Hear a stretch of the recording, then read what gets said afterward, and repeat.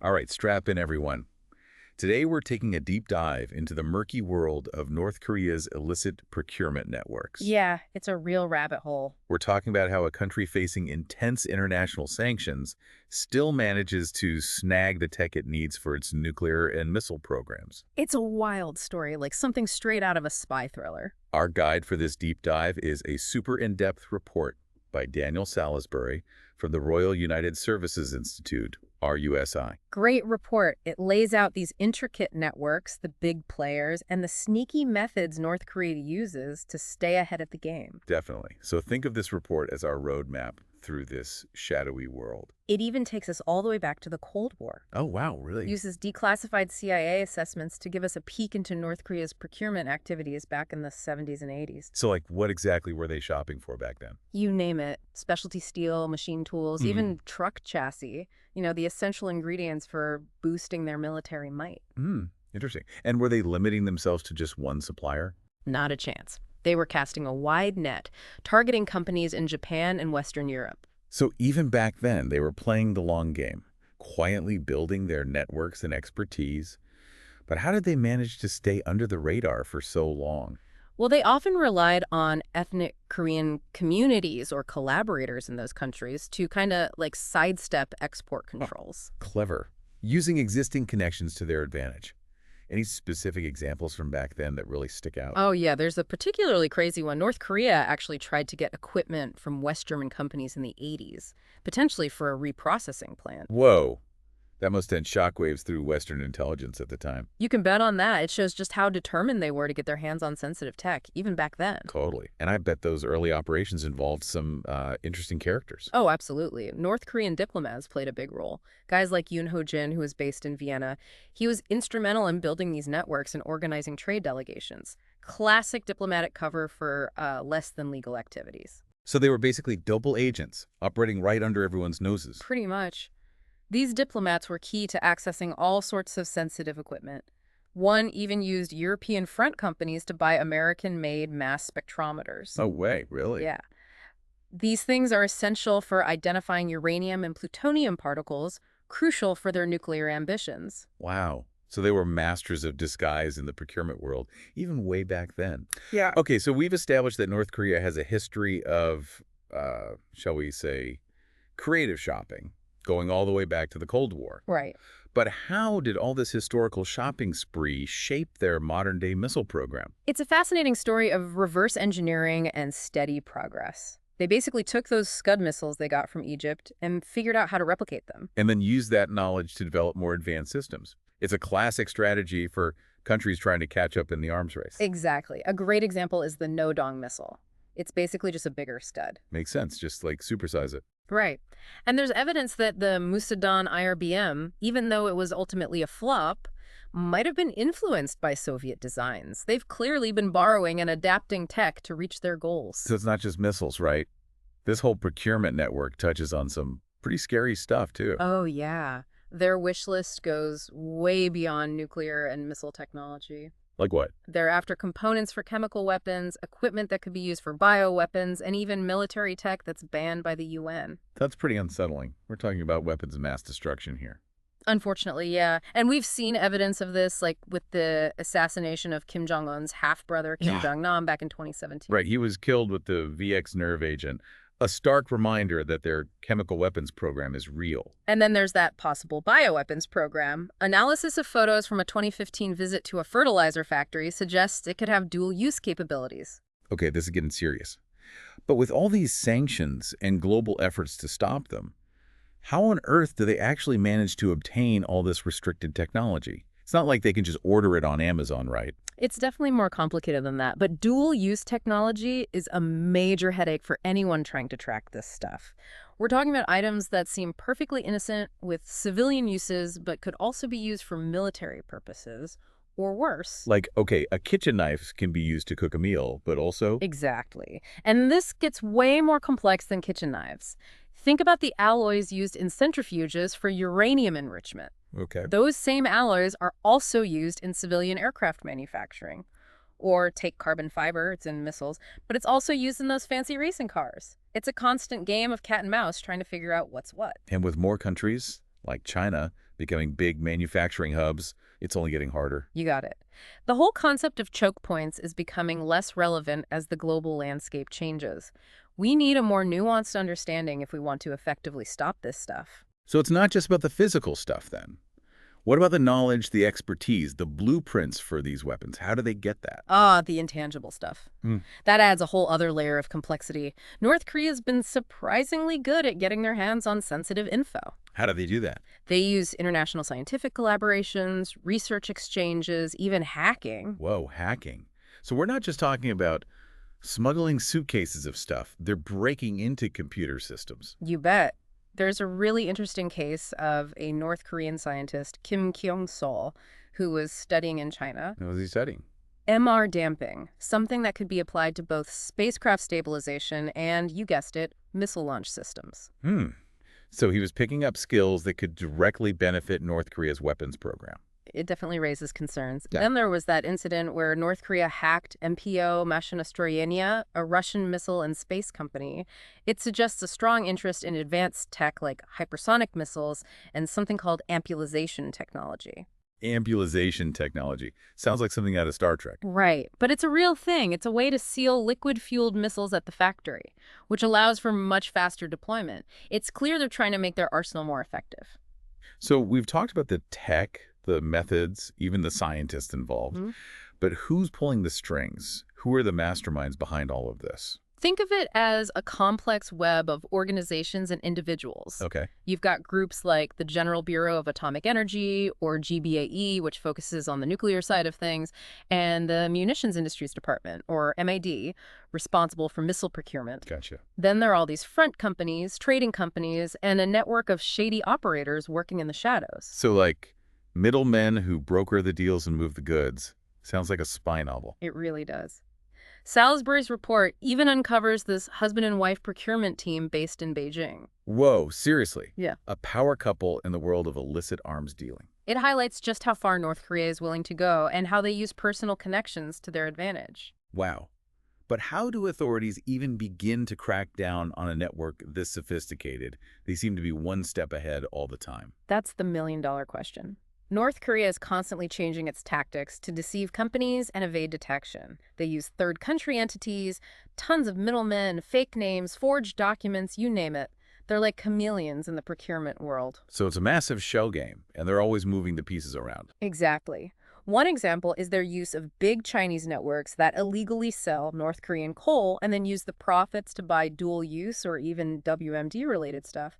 They blur the lines, making it super hard to follow the money. Cases like Dandong Hongxiang Industrial Development Co., Ltd., or DHID, and Dandong Zicheng Metallic Material showed just how intricate these schemes can be. Okay, so it's all incredibly complex. But with all these sanctions and efforts to stop them, is North Korea actually succeeding in getting what it needs? Or is this all a big waste of time? That's the question everyone's asking, and there's no simple answer. Despite the international pressure, North Korea has made undeniable progress in its nuclear and missile programs. They are getting what they need, somehow. So it's a constant struggle. Are we just delaying the inevitable? Or can these efforts actually make a difference? Well, it's not quite that black and white.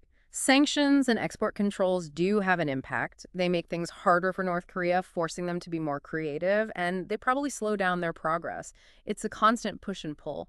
But some argue that sanctions just push North Korea closer to countries like Russia. Isn't that counterproductive? It's a legitimate concern and something to watch closely. But think about it this way. If there are no sanctions at all, wouldn't North Korea's programs be even further along? Yeah, I guess that's true. Even if you can't eliminate a problem, every obstacle you throw in their way could potentially slow them down. Precisely. And Salisbury makes a good point about the intelligence value of export controls. Every time a company applies for an export license, it gives us valuable insight into what North Korea is looking for, who they're working with, and how they're trying to operate. Like leaving breadcrumbs for investigators to follow. Exactly. Those breadcrumbs can help us understand their networks, their methods, and their goals. It's all part of the bigger picture. So we've covered a ton of ground here, like the history, the tactics, the key players. Yeah. But what about the future? What can we expect from these networks down the line? That's where things get even more interesting. You see, the global scene is always changing, and North Korea is really good at adapting. Their relationship with Russia, especially, is a huge factor. You mean with Russia basically ignoring the UN arms embargo and teaming up with North Korea? Exactly. That could be a real game changer. If Russia starts giving North Korea advanced technology or just looks the other way when they're procuring stuff, well, that's a big boost to their programs. It's almost like we're seeing a new Cold War alliance forming, but this time, one side already has nukes. Yeah, it's definitely concerning. It raises serious questions about how effective sanctions and export controls can really be in the long run. So what's the answer? If sanctions aren't enough and Russia's becoming a willing partner, how do we stop North Korea from becoming an even bigger threat? It's a tough one, but Salisbury has some good ideas. He says we need to work together more closely as a global community to close loopholes and really enforce those sanctions. And we need to keep a closer eye on companies operating in sensitive industries. So like tightening the net and making sure everyone's following the rules. But with so many players and such complicated networks, how do we even keep track of it all? Sharing intelligence and information between countries is key. The more we work together and share what we know, the better chance we have of disrupting these networks. And it's not just about governments either. Oh, right. Companies and individuals need to be aware of the dangers of dual-use technology and the importance of export controls. Everyone needs to do their part. But let's be real here. Is there actually any chance of stopping North Korea from getting these weapons altogether? It's a massive challenge, no doubt about it. But we can't just give up. We have to keep pushing back, making it as hard as possible for them to get what they want. It's about slowing them down, making it expensive for them, and sending a clear message that there are consequences for their actions. So it's not just about playing defense, trying to block every move they make. Nope. We need to be thinking offensively, too, disrupting their networks and making it harder for them to operate. Like how? Well, targeting their finances is a good place to start. North Korea relies a lot on illegal activities like cybercrime and money laundering to pay for their procurement operations. If we cut off that money, it would make a huge dent in their ability to buy the tech they need. Hitting them where it hurts their wallets. Makes sense. But how do you even crack down those illegal financial networks? They must be pretty secretive. It takes a combination of financial intelligence, cooperation between law enforcement agencies, and sophisticated tech tools to follow the money trail and figure out who's involved. It's tough, but there have been some big wins lately. Really? Like what? Remember that case of Dandong Hongxiang Industrial Development Co., Ltd., or DHID, that Chinese company that got in trouble back in 2017 for helping North Korea evade sanctions? Yeah, vaguely. Well, they were basically acting as a middleman, making trade and financial deals for North Korean entities. And they were caught. Oh, yeah. The U.S. Justice Department built a case against them, exposed their whole scheme, and ended up seizing their assets. It was a huge blow to North Korea's financial networks. That's encouraging. It shows that it is possible to fight back and disrupt these networks. Absolutely. And these successes can have a ripple effect. Other companies and individuals see that and think twice about working with North Korea. The risk of getting caught becomes too high. So it's not just about punishing the rule breakers, it's about scaring others off so they don't even try. But what about the actual people in these networks? The scientists, the diplomats, the middlemen? Can they be held personally responsible? That's a tricky one. Proving that someone is individually guilty in these huge international networks is really tough. You need solid evidence, cooperation between countries, and a deep understanding of how these networks work. Sounds like a long shot. It can be, but holding individuals accountable sends a strong message that we're serious about stopping this. It also helps to dismantle the networks by taking out key players and messing up their operations. So it's not just about stopping the stuff or the money. It's about going after the people behind it all. But with all this focus on sanctions and crackdowns, is there any room for diplomacy? Could we negotiate with North Korea to give up their nukes or at least scale back their programs? Well, diplomacy is always an option, but we need to be realistic. North Korea's got a history of using negotiations to stall for time, get stuff they want, and keep building up their weapons while making very few real promises in return. So it's a risky game. We need to keep the pressure on with sanctions, but also be open to talking. Exactly. It's a delicate balance. But can we trust them to negotiate honestly? That's the big question.